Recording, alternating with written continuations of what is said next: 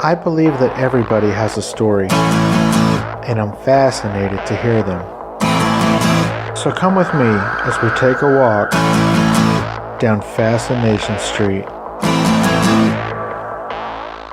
Hi everybody, this is Steve Owens from Fascination Street Podcast. I really appreciate your listening to the show. I'm having a lot of fun getting to talk to some really fascinating people, and I want to continue doing this, but I need your help. I need you to subscribe and tell people about the show. But the biggest thing you can do to help me is to rate and review the show on iTunes or wherever you listen through. As a special thank you, anyone who rates and or reviews the show, send me a screenshot as proof and I will mail you a set of 3 pair of silk cufflinks courtesy of my friends at Menlo House. You can send it via Twitter to @FascinationSTPD, via Instagram to FascinationStreetPod, or email me at FascinationStreetPod@gmail.com. I really appreciate all of you for listening and for helping. Thank you so much. Now let's get to this week's guest. Welcome back, guys. Do you remember a few episodes back, I interviewed the winner of the next Food Network star, Jason Lord Honey Smith? Well, when we were talking about his jackets and his wardrobes, he did happen to mention that he had a pair of shoes to match every single jacket he had.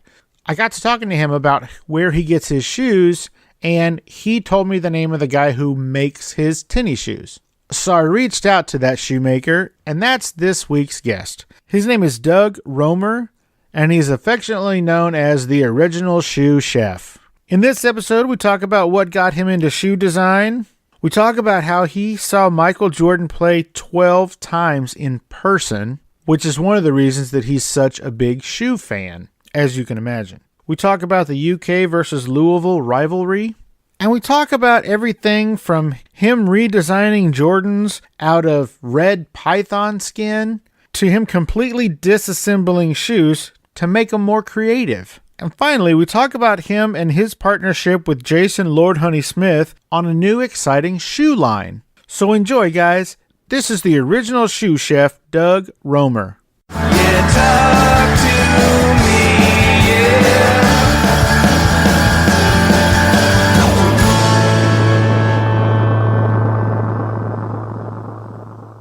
Welcome to Fascination Street, Doug Romer, also known as the Original Shoe Chef. How are you doing this morning, sir? I'm doing great. How are you? I cannot complain. Glad to be on the show and just thankful for the opportunity. Sweet. So the way that I first found you is a few months ago I interviewed Jason Lord Honey Smith from the Food Network, and we got to talking about his clothes and his jackets and stuff, and apparently he also has shoes to match every single jacket. And most of those shoes, or a lot of those shoes, come from you. How did you get into the shoe business, Doug?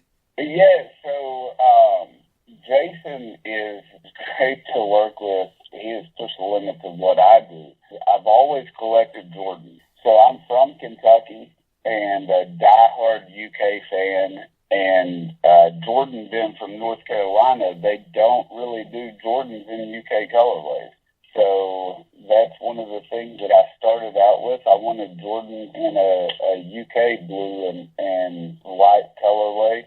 So I started making the shoes and painting the shoes myself. That kind of led into a couple of friends wanting shoes, and it just kind of blew up from there. Wow. What made you think that, obviously I don't know anything about your artistic background, but what made you think you could pull something like that off? So I didn't know that I could, to be honest with you. I drew a lot when I was young, always played around with, I've always been kind of mechanical and artistic, and so I started looking it up and found out exactly what kind of paint I needed to use and things like that, and just started painting. My first pair of shoes turned out okay. They weren't anything special. They were just a simple colorway.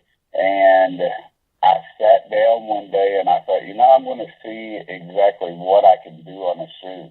I created a pair of Converse, what I call the true all-stars for myself.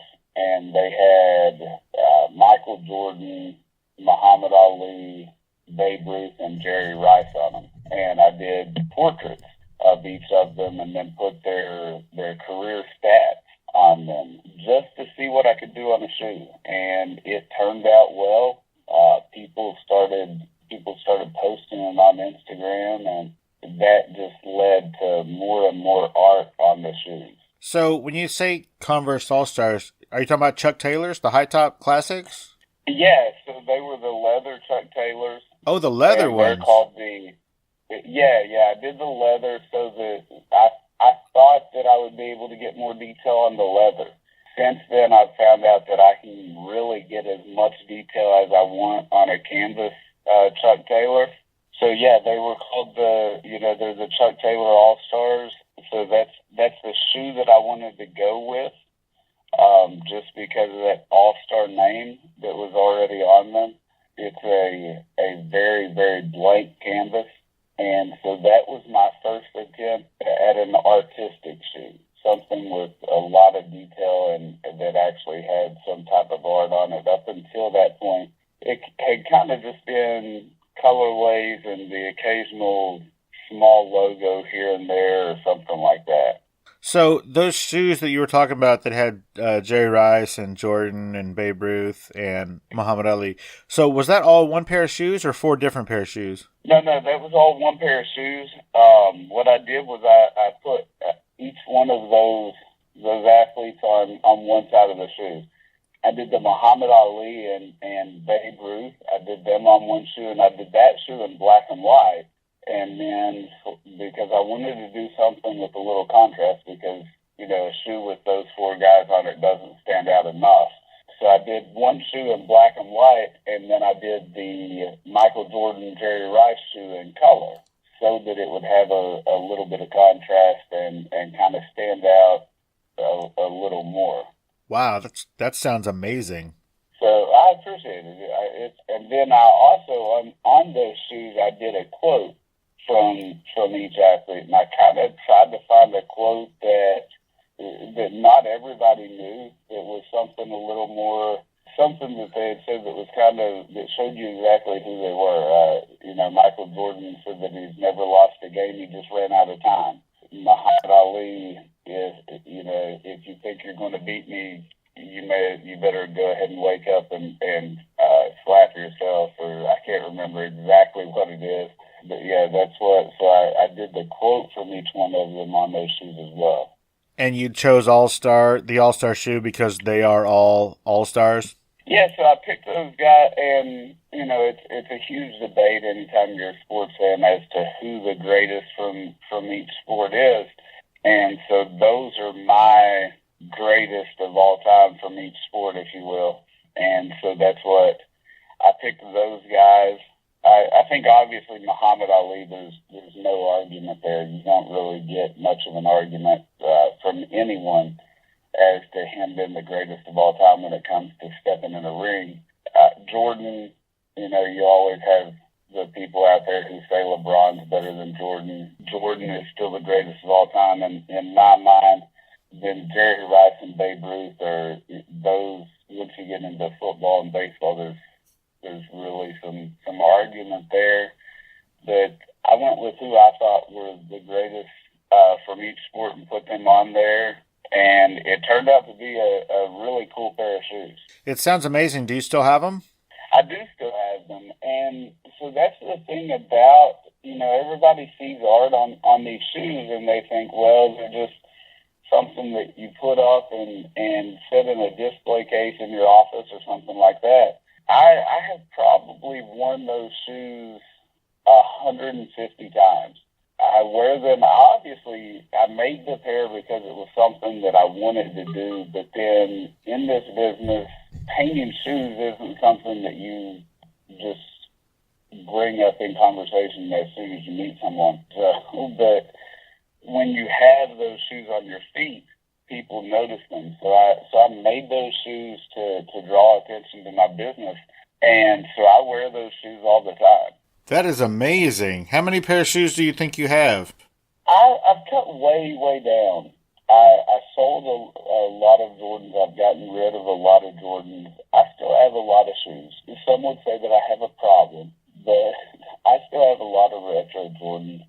I collect 3s and 11s now. So I got married in Jamaica, but I talked my wife into, we had our wedding reception back in the States, and I talked my wife into letting me wear my Concord 11s with my tux.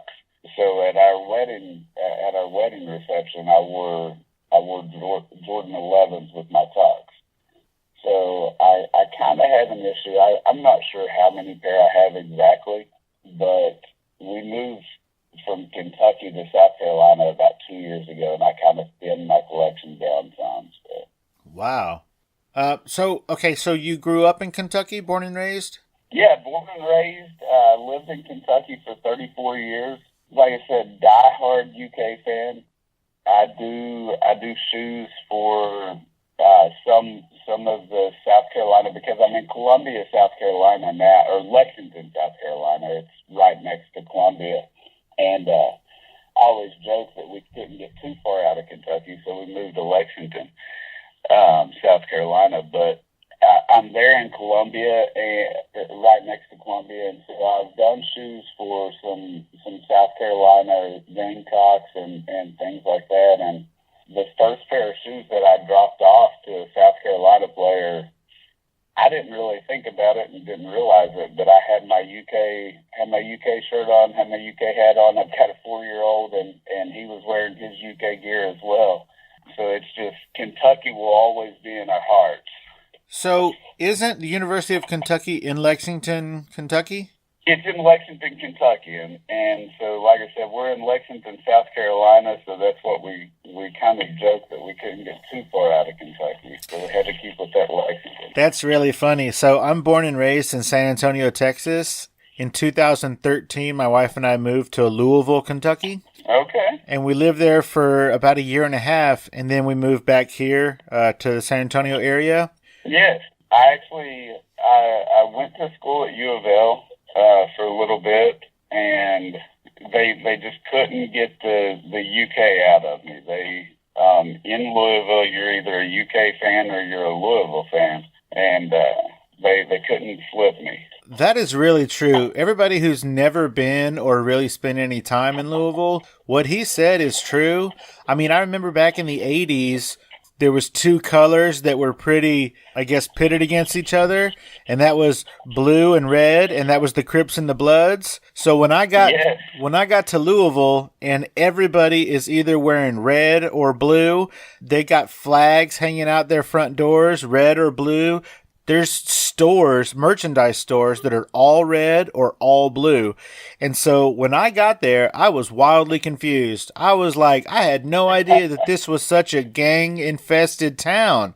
But it turns out it's just school rivalry, so it was all good. They take it, it's taken very seriously. Growing up in Kentucky, I didn't realize that there were any sports other than basketball until I was like 18. And I didn't know that there were really any teams other than the Wildcats. I thought it was just those people that were going to lose to us. Basketball is taken very, very seriously. People don't realize how serious basketball is in Kentucky. And when you first witness it, you have to step back and say, okay, they've got some issues here. Yeah, it's a little bit aggressively pro basketball. Not pro basketball, but pro basketball. Yes, exactly. There are families who they're kind of divided there. You've got one spouse or part of the family that's Louisville fans and one part that's UK fans, and so from October to March they don't talk. We sort of have that here in Texas. We call it a house divided, where one person is from Texas A&M and the other person is a Texas Longhorn. Yeah, but even still, it's not as aggressive as Kentucky, which is really what surprised me when I got there. Was that there's not a professional sports franchise in Kentucky in any sport. No. So there used to be the Kentucky Colonels. They were the professional basketball team, and that could be my thing with Jordan, because growing up I loved basketball, and we drove to Indiana to watch games. And I got to see Jordan play 12 times in person. You know, basketball being huge in Kentucky, they would have NBA exhibition games at Rupp Arena. And so we would go to those games and things like that.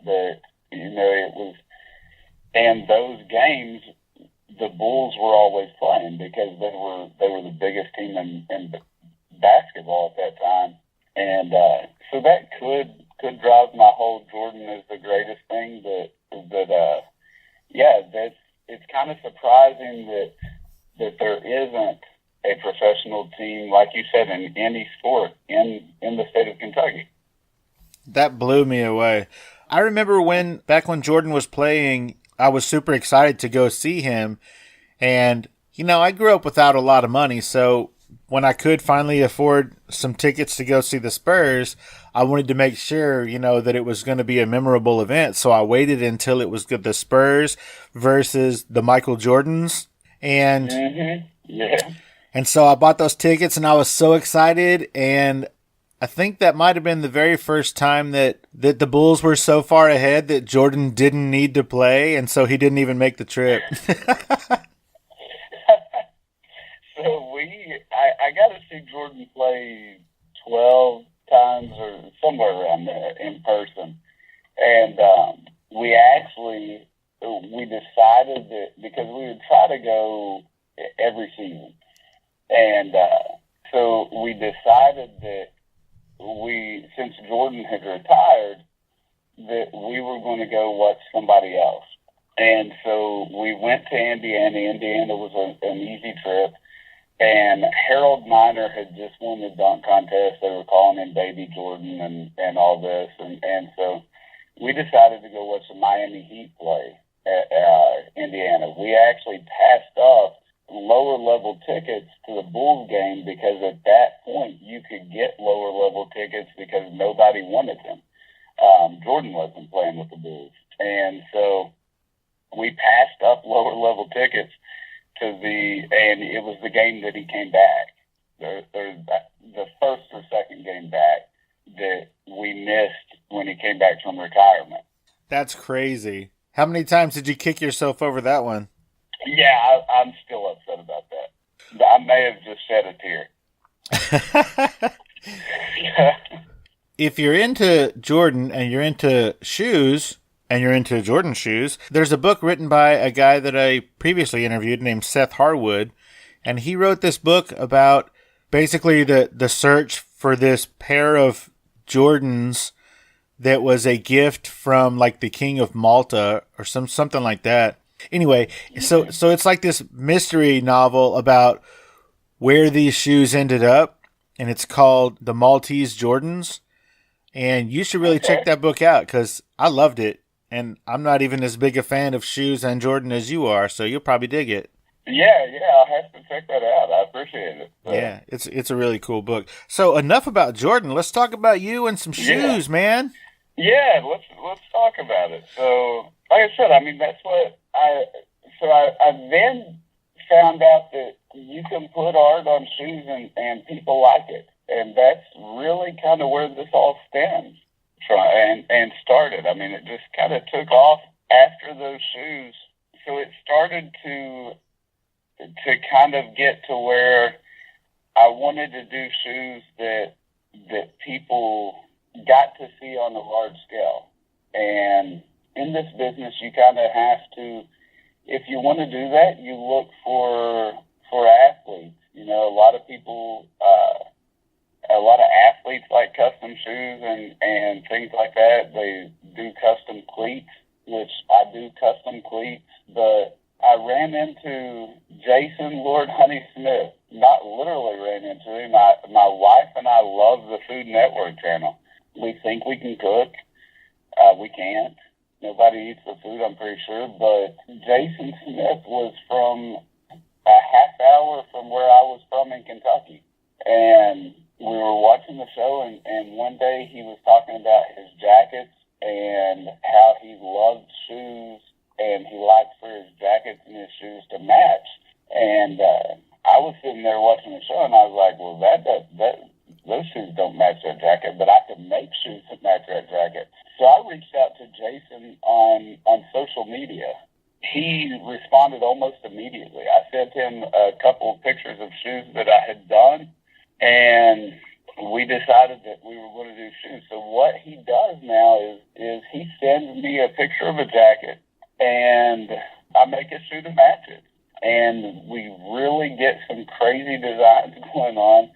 That's one thing that I love about the partnership that we have is he's kind of always pushing my limits, and I'm always coming up with something that he really didn't think we could do.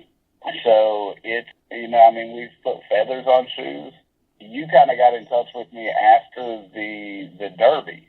Talking about Louisville, after the Kentucky Derby, Jason was a guest of honor at the Derby, and I did a pair of shoes that were covered in yellow feathers and yellow glitter with rhinestones on them. And when I say yellow glitter, like you couldn't look at them in sunlight. And so it kind of looked like Big Bird and Elton John had a baby, and it came out as a shoe. They were a lot of fun to do. They got a lot of attention. But that's the crazy thing about this is I get to kind of express the artistic design and get some of this crazy out of my head in shoes. So it's really, really cool. And I always tell people, if you can dream it up, you can get it on a shoe. And it really doesn't matter what that dream is or how crazy it is. I won't put anything offensive or something that I don't agree with on a shoe, but I've had a lot of people come to me with a lot of different ideas, and they're like, probably can't do this. And I'm like, no, we can do that. We can get it on a shoe for you. So you wouldn't do something that you don't agree with. So like if I asked you to make me a shoe that said like Manu Ginobili is the greatest basketball player of all time, then you wouldn't do it because Jordan is.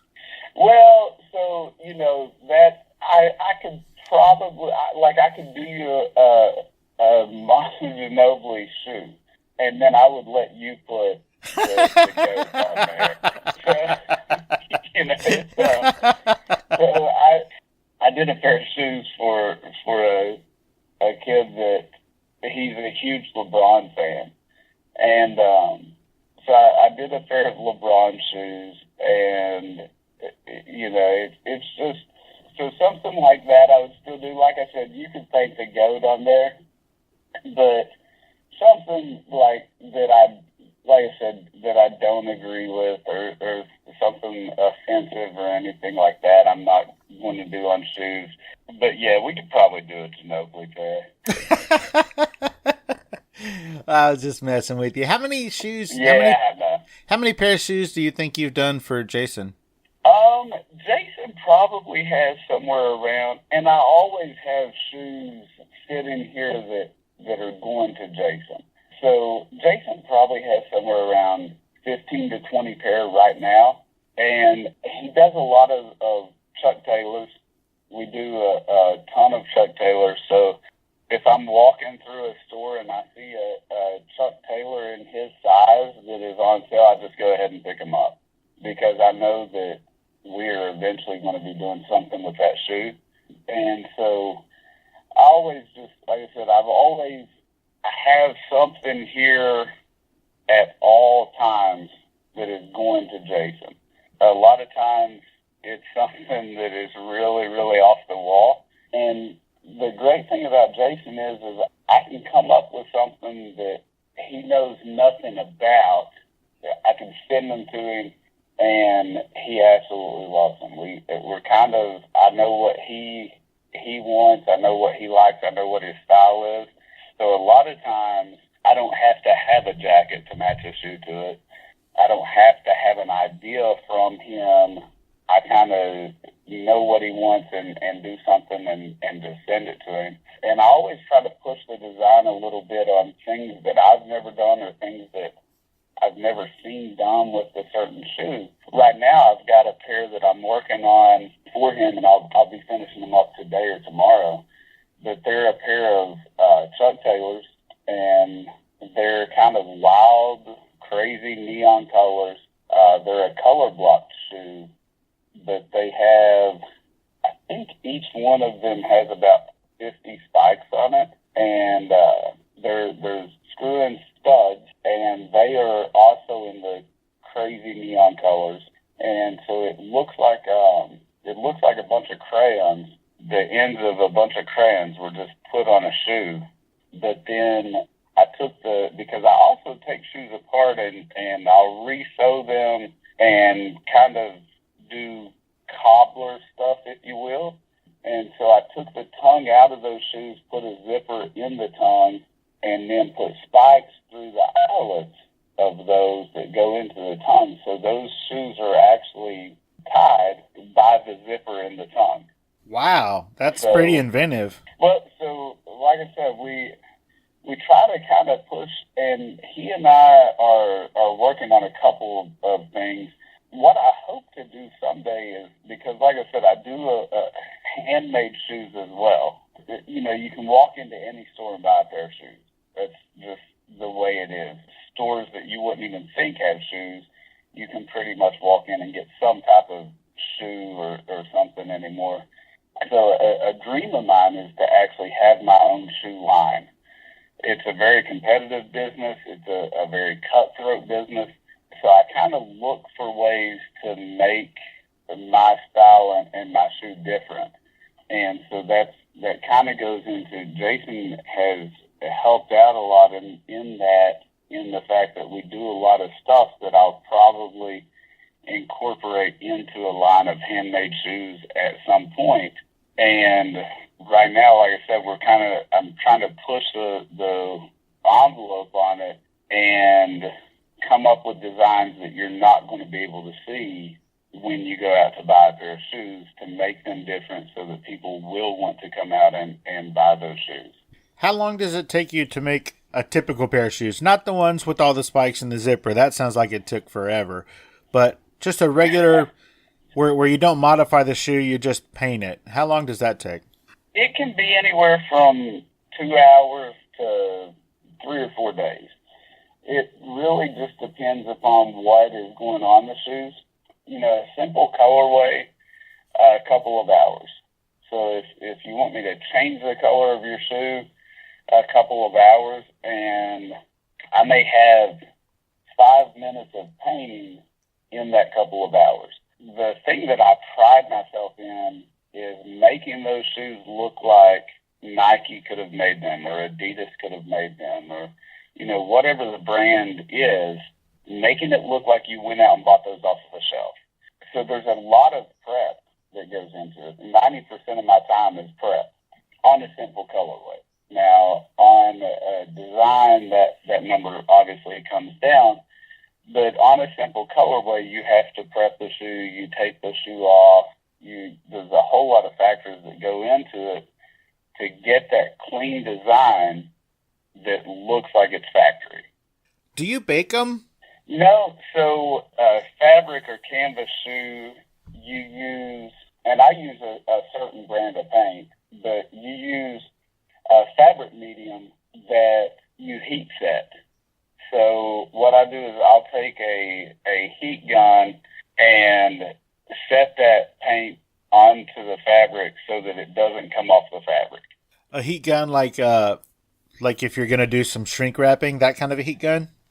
Yeah, a heat gun like that. So the designs on my shoes, especially the canvas shoes, leather shoes are a little different, because if the shoe would scuff and you would scuff the factory finish off of it, you're usually going to scuff the paint off the shoe. So I put scratch-proof coats on them and things like that. But if you're extremely hard on a shoe, then a leather shoe with a design will eventually wear off if you just beat them to death. But a canvas shoe, I always tell the people, the artwork will outlast the shoe. So, so I heat set those so that stays on there,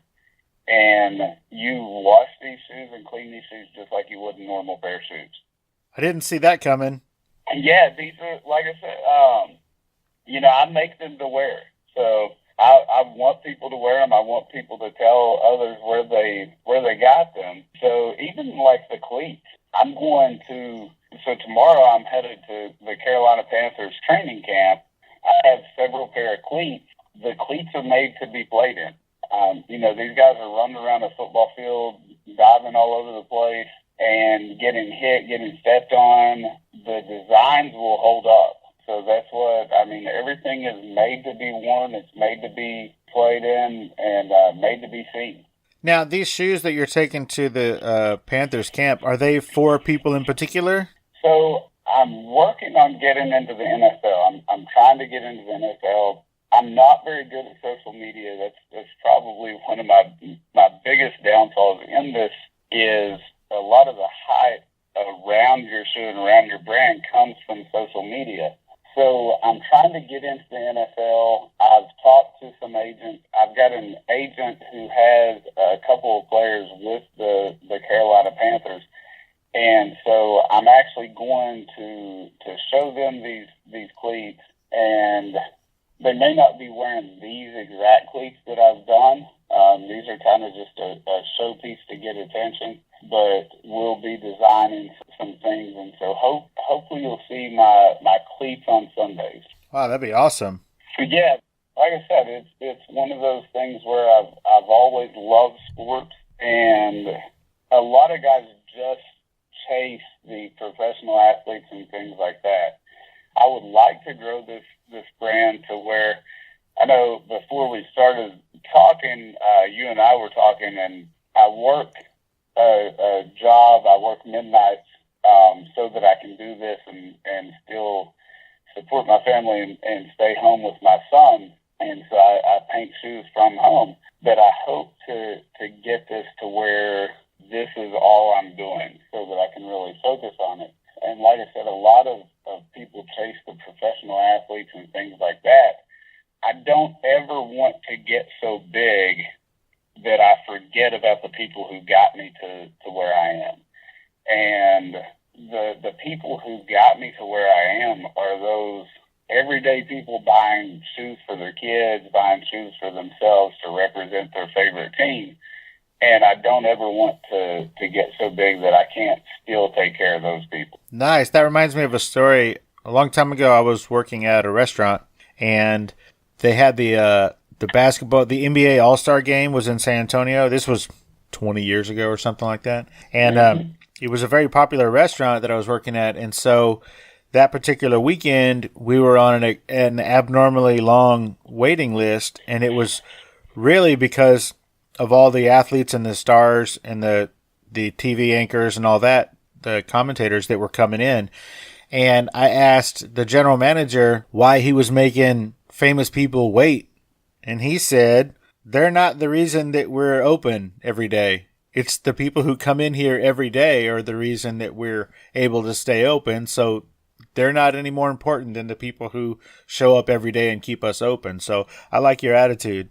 Yeah, and I mean that's absolutely true. It's like I said, if I'm in the NFL and you're seeing my cleats every Sunday, it's not those aren't the people who kind of kept this dream alive.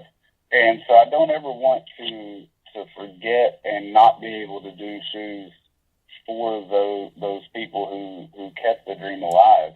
And then I always, because I have some buddies who do cleats for people in the NFL, and they're always bragging about going to the games and, being on the sidelines of the games and things like that. And so what I asked them is when the last time they got a dessert from Jason Smith was, because, they go to the games and things like that, but Jason always takes care of me, and I get desserts and things that nobody else has tried when I go in to deliver shoes to him. So that's one of the kind of the jokes that we have is they're like, yeah, I got sideline tickets, and I'm like, yeah, but I got a bacon butter bourbon pecan pie. Did you get that? So other people who do shoes as well? Yeah, so there are people who design shoes, and so when I started this, I reached out to some guys because I kind of wanted direction. I wanted to know, which way to go, how to make shoes that lasted and that people could wear and still hold up. And I got little to no help. No one was willing to really kind of help out. No one was willing to talk about anything. So I decided at that point that if anyone saw my art and thought that it was good enough, that they wanted advice from me or they wanted direction from me, that I was going to help them out in any way I could. So I've developed friendships and relationships with some other guys who do shoes, and they paint shoes and things like that all over the country. Some of them are just starting out. Some of them have been doing this longer than what I have. But what like I said, I decided that I wasn't going to be that person who wouldn't help someone else out when they needed it. And because of that, I've developed some good relationships with people all across the country that I've never met, but would call them friends. Well, that's really a shame that everybody was so, I guess, closed off and unwilling to help out, because there's plenty of feet to go around. Yeah, exactly. There are plenty of feet to go around. I don't know really why it is. I guess people don't want you on their turf trying to take their business. That wasn't my intent at all. Like I said, all I wanted to do was try to get some ideas to see if someone had kind of gone through the same thing that I was going through at the time, and they may have been able to help me out to help me to kind of get through that a little quicker or with a little less pain. But no one was really willing to give out any tips or secrets or anything like that. Like I said, that's not the way that I want to be. And so I actually have a pair of shoes here right now that a friend that I've met through customizing shoes that I do actually know and have met. I've got a pair of shoes here right now that I'm doing a design on them that he isn't able to do at this time. He had a client that wanted a certain design, and he asked me if I'd be willing to do the shoe. And I told him I really didn't want to do the shoe, but what I would do is I would do that design on it for him, and then he could finish the shoe. Oh, that's cool. Yeah, so we kind of network, because there are things that I can do that others can't. There are things that others can do that I can't. You kind of have to realize what you can do, what you can't do, and go from there. I have a friend who does cleats for high-profile athletes. He doesn't do portrait work. I do portrait work, and so he's had a couple of NFL guys ask if he could do certain portraits and things like that. The NFL does something called My Cause, My Cleats. So what they do is 1 week out of the season, they're allowed to wear cleats that have absolutely anything on them as long as they represent a cause. So, you have people that do American Heart Foundation. There's all kinds of different things that they do. But what those athletes do is they do cleats that represent something near and dear to their heart, whether it be their foundation, whether it be, another charity, something like that. But a lot of those guys want portraits of, let's say that they're doing a charity that represents a child with, let's just say, juvenile diabetes. They may want the portrait of that child on the shoes, and he's not able to do that. And so we've been talking, and what he'll do is he'll do the base of the shoe, and then he'll send it to me. I'll do the portrait work, send it back to him, and then it'll go to that athlete. That sounds really cool. Yeah, so, we, like I said, we try to help. I say we. There's a lot of people in this industry that won't help out, that kind of do their own thing, and that's it. But I've got a group of guys, a group of people that I've come to know that, like I said, we'll kind of help each other out when we can. if somebody needs something that they can't do that I can do, I'm more than willing to work with them and try to help them out to get the shoe or the cleat done. I have a window washing company, and when I first started, I was looking for guidance also. And yes, nobody was really willing to tell me anything. Like, they wouldn't even tell me what kind of solvent or cleaner they used. I mean, nothing. And then I happened upon this guy. He actually moved in right next door to me, which was really kind of cool. And he had a window washing company that he was transferring, like he was moving from Phoenix and he was starting up again. And so I got to talking to him, and that guy was so nice. He took me with him to go do some jobs. And I asked him, I said, look, everybody else that I've asked was really kind of standoffish and not willing to help me out. Why are you? And he said, well, there's enough windows for everybody who wants to wash them to wash them. And absolutely. And it's kind of, you said, there are enough feet to go around. And I'm a very competitive person. And I like competition, so I'm willing to help someone out, even though they may be competition. It makes all of us better. So it makes you push to do better work. So that's what I'm more than willing to help someone out and to give them advice, because truly I want to see guys come up in this business and kind of push me to do better work and to be more creative. And I think that that's true in just about every field. I mean, back in the 70s, American-built cars were not that great, but it was the only thing available. Yeah. And then Japanese cars came over and started kicking our ass, so then the American car companies upped their game. Yeah, absolutely. And so here's the thing is if you can get better shoes and get more creative designs and better quality because of the fact that somebody came in and pushed the envelope or pushed you to do better, then I'm all about that. So, those guys that kind of wouldn't give me help or anything like that, I don't hold a grudge against them. I just think that they realize that maybe they weren't given the best quality and they don't want somebody coming in. So like I said, I'll come in and push you whether you realize I'm pushing you or not.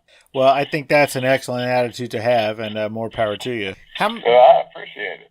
How many pairs of shoes are you working on at any given time? So I will have 7 to 8 pair of shoes that I'm usually working on. And that's at all levels of completeness. The reason that number is a little higher than probably most is because I do the reconstruction. So I'll take apart a pair of Jordan, or any shoe for that instance, and put them together using other materials. I have a pair of Jordan 4s that I did that at one point on my workstation, I had 2 6-foot matte red python skins. So what I'll do is I'll take apart a pair of shoes. I'll get, and when I say take them apart, I take apart every stitch and make templates and patterns from those shoes. And then I transfer it over into the other material and make the shoes from the other material. So I always have something like that going on. Obviously, those take a little longer.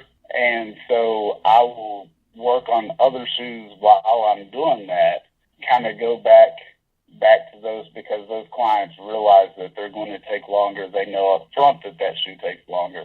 But then the other thing is so I kind of said it earlier, there's a lot of ideas bouncing around in my crazy brain. And so I keep some blank canvas. I always have some type of shoe that I can put a design on if it comes into my head. I'll have those going as well because I don't put anything on paper. Well, I say I don't put anything on paper. If a client wants a mock-up, I will do a mock-up. But usually the design and the ideas go straight from my head to whatever material that shoe's made of. And so I always keep a blank canvas or 2 in the studio so that if something comes into my head, I can at least sketch it out on that shoe and get that idea to the canvas that I want it on. That sounds amazing. So right now, are you at a point where you are taking orders, or are you sort of kind of full right now, or do you have a website? How does all the ordering work? Yeah, so I'm taking orders. The time frame that it takes for a shoe to be completed from start to finish varies upon the shoe, because the one thing everyone wants to know is, well, how long is it going to take me to get my shoe? So that timeline depends upon what I have sitting in front of me at the time. So if I tell you it's going to take 3 weeks to get for your order to be completed, that shoe isn't going to take me 3 weeks to do, but I have other stuff in front of that shoe that is going to take, 2 to 3 weeks to finish up with your shoe in that mix as well. The easiest way to get in touch with me and to order shoes, I have a website, but the problem with a website and my business is almost every shoe that I do is completely custom designed and custom made. I do very little that is just from a set design that people can order a certain shoe.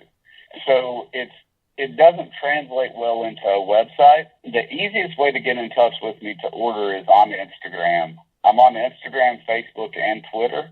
I'm not good at Facebook or Twitter, so I put everything on Instagram and I link them from Instagram to those two accounts.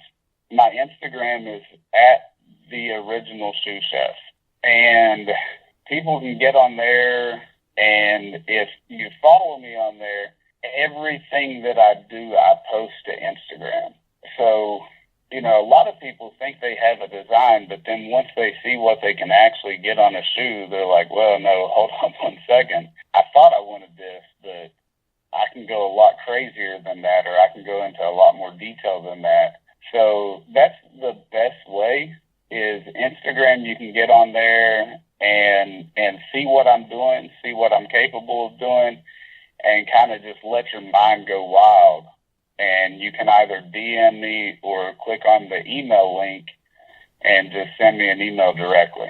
Very cool. And all of those social media tags will be in the show notes. So just scroll down, guys, and all those tags will be there. Make sure to reach out to Doug at the Original Shoe Chef. He absolutely replies and responds and reaches back out, and he's really been good about that. As we're winding down, is there anything that I didn't bring up or didn't ask you that you wanted to talk about? No. Like I said, this has been a lot of fun. I usually don't get to sit down and talk about shoes unless it's a specific design, and that's for about, 5 to 10 minutes. So I don't get to talk about all this very often, but no, I've had a great time and really appreciate it. Well, it was absolutely my pleasure. I've been looking forward to this for quite some time.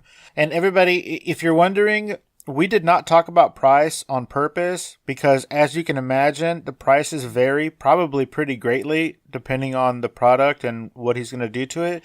So that is something that we didn't address on purpose because it would be pointless because it varies so much. So that's something he'll address with you if you are looking at him to have some shoes made.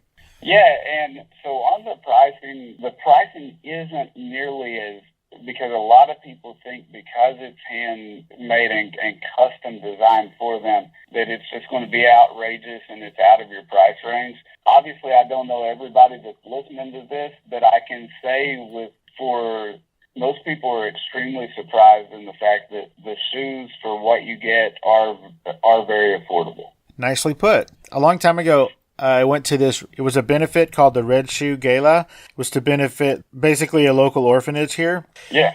I think it was sponsored by the Spurs at that time. And it was a Red Shoe Gala. And so everybody was, wearing red shoes, and women were wearing beautiful red high heels, and men were wearing red, dress shoes, and alligator skin this and alligator skin that with all their suits. And I just bought a sweet black suit. a red tie, and some low-top red Converse All-Stars. And I got more compliments than anybody else because everybody was like, that's genius. You must be so comfortable right now. Yeah, absolutely. So Jason and I are trying to work on something that no one knows about yet. We're actually trying to work on a line and all the details called the Chef's Collection.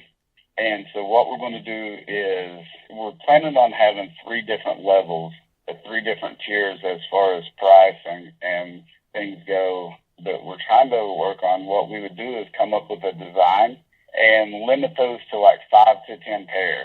They would be a small run of a certain design of probably the entry level, maybe the first 2 levels would be Chuck Taylors. One would just be like a simple kind of inexpensive shoe that anyone could get, but they would be limited to 5 to 10 pair. And they will have the Chef's Collection logo and things like that on them. Then the next tier would be something, a custom design that has a lot of artwork and things in it. Those would be limited to 5 to 10 pair as well. But then what we're hoping to do is our third tier would be called the Executive Chef's Collection. They're going to be a bespoke custom. So they would be a completely handmade shoe, whether it be a sneaker or a loafer or something like that. They'll be made out of high-end materials, whether it be gator, python, buffalo, shark, you name it. And so what we're trying to decide is if in that collection we want to do 5 pair, or if we want to truly make it where you kind of are able to pick out your materials, pick out your design. We sit down, design the shoe, and then hand make the shoe and do just one-off customs with that. Well, that sounds really cool, except I think you need to change the names of those levels. Since both of you guys are from Kentucky and love Kentucky so much, why don't you make the bottom level small batch, and then the second level single barrel, and then the third one, single barrel select. There you go. That's actually, so what we were doing was we were going to do the Chef's Collection, and we were going to have like I can't remember, we had 3 different levels. It was going to be the top level was the Executive Chef, and then we were going to have, but I actually like that. That's really good. We hadn't really thought about the bourbon part of it, but that's kind of something that's in the works that we're trying to get out there and trying to figure out the logistics and everything else that goes into the Right, that makes sense. So, and that's what I think we need to come up with some type of design and do something for you. Yeah, would that be cool? We should get together and figure something out. Yeah, absolutely. But no, well, like I said, I appreciate the time. I appreciate you allowing me to do this. And I'm really glad that through Jason we met and were able to sit down and talk about this. Me too. The whole point of my podcast is that I get to talk to fascinating people, and you, my friend, your work and the things that you do, that's really fascinating. So thank you. Well, I appreciate that. Thank you. Well, Doug, I want to thank you so much for your time. I appreciate you hanging out with me on Fascination Street, and it was such a pleasure to get to know more about you, man. Yeah, absolutely. And the pleasure was mine. Thank you. Thank you very much. Yes, sir. I really appreciate it. Well, thank you. You have a great rest of your day, Doug. You do the same. Thanks a lot, man. I'll talk to you later. Thanks. Bye. Bye. Good morning, Detective Lynn. It has been 120 hours since your last login. Current grid load is 192 per terabyte. System anomaly detected. System. Current trans time is 1800 hours and 34 minutes. Maintenance outage for node 43.1.1 scheduled for 0400 hours and will persist for 38.9 minutes. Destination locale. Synchronized. Insertion in 3, 2, 1. Rumor is there's a new drug experience in the trance, something mind-bending and a little bit deadly. But I didn't have to tell you that. Things aren't adding up. You noticed all the burners going missing lately? How about the bodies showing up in the little dark corners of the city? I've seen this before, and it's why I'm here now, Detective Lynn. How about I tell you a scary story? The Trance, a Phil Rossi podcast experience. For details, episode downloads, and story extras, visit www.patreon.com/Phil Rossi and sign up today.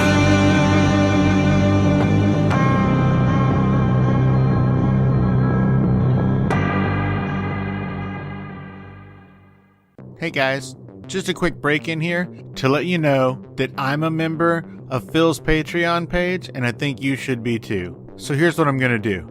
Everybody who signs up this month, October 2018, to join Phil's Patreon page, send me a screenshot of the Welcome to Phil Rossi's Patreon page to fascinationstreetpod@gmail.com and include your mailing address, and I'll send you a sweet surprise thank you from Fascination Street Podcast.